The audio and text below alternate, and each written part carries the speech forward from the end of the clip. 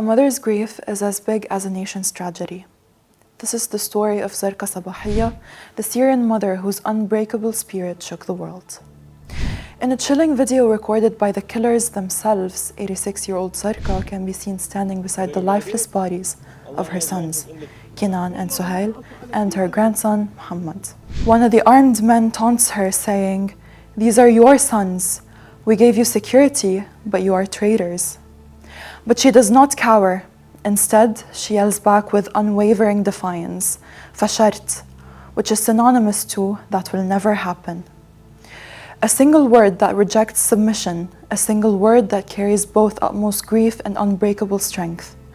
March 7 was the day the massacre took place, according to Zarqa's daughter, who spoke to the Syrian Observatory for Human Rights. That day, security forces, some masked, others with their faces exposed, stormed the family's home in Qabul Awamiya, a village in Latakia's countryside. They blew open the locks with grenades, looted everything in sight, and dragged the 3 young men outside. As recounted by the daughter, the gunmen asked, "Are you Alawite or Sunni?" But the answer was irrelevant.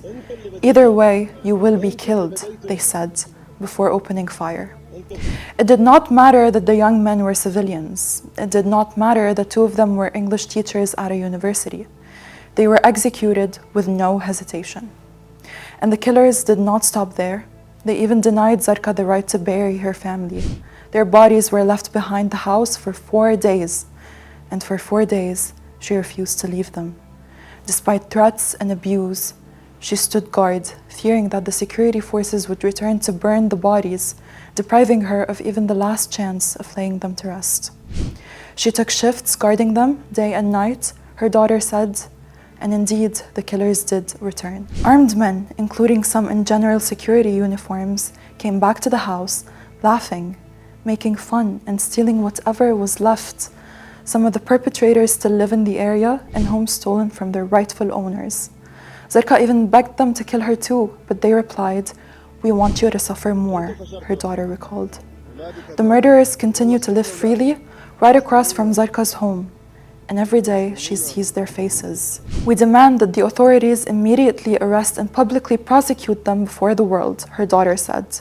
"They cannot be allowed to escape justice after all the crimes they committed." This plea comes amid growing demands for public trials to hold war criminals accountable in Syria.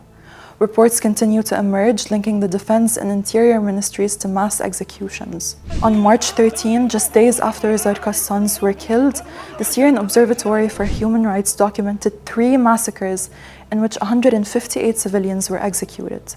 Zarqa's daughter issued an urgent appeal to the international community and human rights organizations, demanding protection for the village and the evacuation of her family by any means necessary. She described a worsening humanitarian catastrophe as security forces have looted pharmacies and stores, leaving the village in ruins. No medicine, no food, scarce water, and barely any electricity. Our village has become a disaster zone, just like other areas that also withstood mass killings along the Syrian coast. Yet Zarqa Sabahiya's defiant cry of Fashart will forever stand as proof that some voices can never be silenced, no matter what.